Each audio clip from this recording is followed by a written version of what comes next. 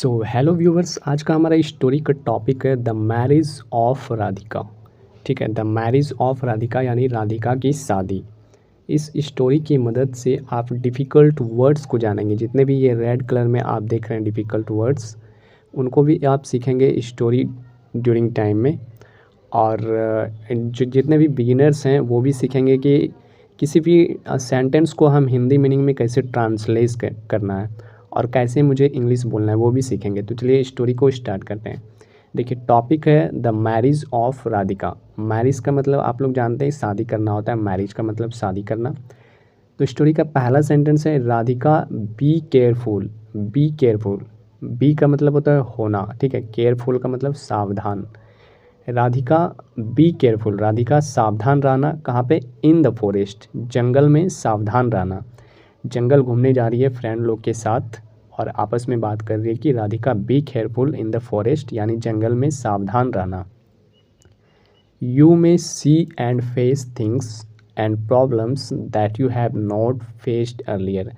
You may see मतलब आप देख सकते हो, तुम देख सकती हो, एंड फेस थिंग्स और चीज़ें से सामना कर सकती हो। फेस का मतलब होता है सामना करना।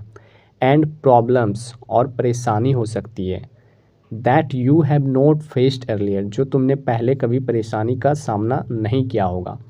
मतलब तुम ऐसी चीज़ें और समस्याएं देख सकते हो जिनका सामना पहले तुमने कभी नहीं किया हो, ऐसा फ्रेंड्स लोग उसकी समझा रही है। You may see and face things and problems that you have not faced earlier. आगे है बी अलर्ट। बी अलर्ट का मतलब सावधान रहना या फिर अलर्ट रहना। The king gave his last advice, उसके पास राजा था, जो वो राधिका थी उसके पास साथ में राजा भी था। द किंग गैव, गिव का सेकेंड वर्ब है गेव, ठीक है। राजा ने दिया, उसे क्या दिया? हिज लास्ट एडवाइस यानी अंतिम सलाह दिया। टू द यंग प्रिंसेस, जो प्रिंसेस थी राधिका, यंग प्रिंसेस जो थी, जवान प्रिंसेस यानी राजकुमारी जो थी, उन्हें लास्ट मतलब कि एडवाइस दिया कि बी अलर्ट, अलर्ट रहना। Radhika went to the forest, Radhika जंगल में गई। With her forest, with her friends, यहाँ पे फॉरेस्ट नहीं होगा, यहाँ पे होगा विथ हर फ्रेंड्स, यानी अपने दोस्तों के साथ वो जंगल गई और राजा जो थे उसने लास्ट एडवाइस दे दिया कि बी अलर्ट मतलब सावधान रहना है जंगल में, ऐसा कुछ करके उसने बोला। फिर आगे है वाइल रोमिंग। वाइल का मतलब होता है दौरान, ठीक है। रोमिंग मतलब घूमना, घूमते समय, घूमते टाइम को बोलते हैं हम while roaming in the forest, जंगल में घूमते समय। She saw two bright object, she saw उसने देखा दो ब्राइट ऑब्जेक्ट यानी दो चमकीला वस्तुएं। इन एन एंथिल, एंथिल का मतलब होता है चोटी का जो टीला होता है, वहाँ पे देखा दो ब्राइट ऑब्जेक्ट यानी दो चमकीली वस्तुएं। सी टूक अ शार्प थ्रोन, वह ये थ्रोन का मतलब होता है सिंहासन, यानी कि जो चोटी के टीले पे बैठा हुआ था उसे बोला जाएगा थ्रोन। एंड पिक दैम, और उसे उठाने के लिए कोशिश किया। To take out but a cry cram, लेकिन चिल्लाया, उधर से क्या हुआ? चिल्लाया। And a very old Maharshi Chanakya stood up with bleeding eyes, जैसे ही उसने चोटी के टीले पे कुछ देखा तो राजकुमारी ने उसे उठाने की कोशिश किया, लेकिन वहाँ पे कौन था? एक महर्षि था चाणक्य नाम करके, वो मतलब कि आँख बंद करके कुछ अपने मगन में लीन था, कुछ कर रहे थे एक्सरसाइज वगैरह। तो उसने ब्लीडिंग आइज़, उसके आँखों से खून बह रहा था, वो गुस्सा से उनकी आँखों से खून बह रहा था। फिर क्या हुआ? He was in deep meditation 4 months, मतलब कई महीनों से वो डीप मेडिटेशन में थे। वो महर्षि जो थे अपनी गहन ध्यान में लीन थे वो कई महीनों से। And ants had made an anthill around him, और वो चोटी के चारों तरफ आंट्स ने यानी चींटी ने अपना घर बना लिया था, वो कई महीनों से लीन था। All her friends gathered there, जितने भी फ्रेंड्स थे वहाँ पे सभी जमा हो गए। गैदर्ड मतलब एकत्रित हो गए, जमा हो गए। देयर का मतलब वहाँ पे। चाणक्य बिकैम ब्लाइंड, चाणक्य अंधा हो गया। द किंग वॉज इन्फॉर्म्ड, राजा को इसकी सूचना दी गई कि ऐसा ऐसा हुआ है। महर्षि फॉरगेव राधिका, राधिका ने महर्षि से माफ़ी मांगा।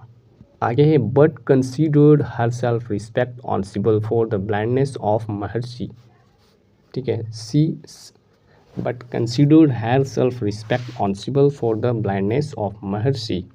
यानी लेकिन महर्षि के अंधेपन के लिए खुद को सामान्य योग्य मानते हुए राधिका ने अनाउंस किया, राधिका ने घोषणा किया।